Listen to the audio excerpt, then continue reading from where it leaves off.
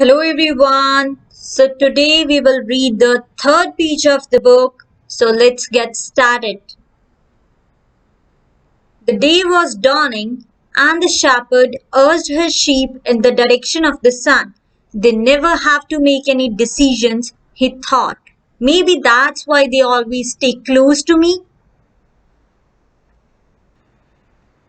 The only things that concerned the sheep were food and water. As long as the boy knew how to find the best pastures in Andalusia, they would be his friends. Yes, their days were all the same, with the seemingly endless hours between sunrise and dusk. And they had never read a book in their young lives and didn't understand when the boy told them about the sights of the cities.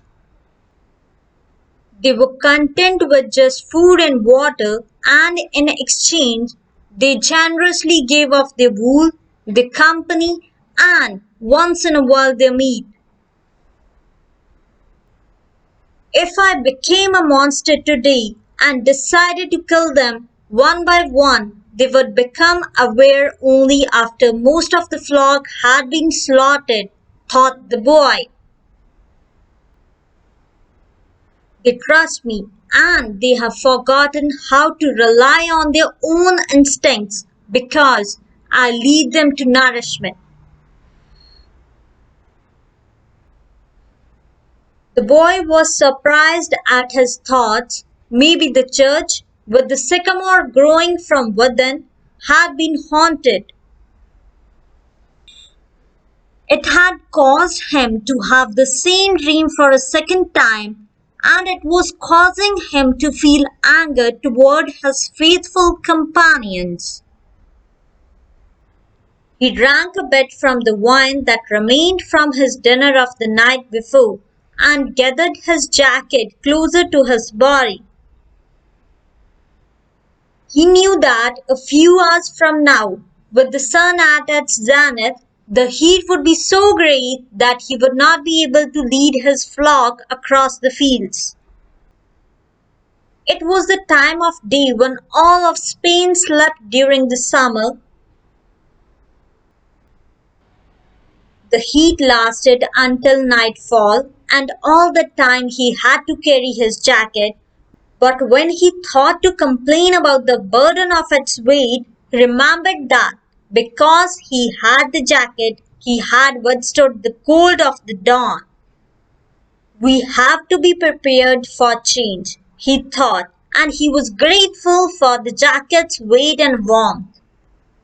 The jacket had a purpose, and so did the boy. His purpose in life was to travel, and after 2 years of walking the Andalusian terrain, he knew all the cities of the region.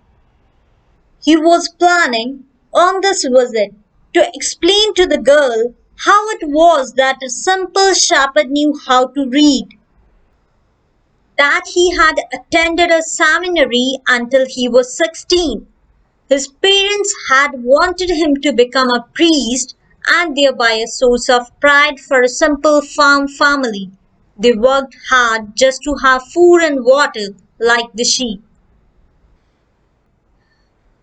He had studied Latin, Spanish, and theology, but ever since he had been a child, he had wanted to know the world, and this was much more important to him than knowing God and learning about man's sins.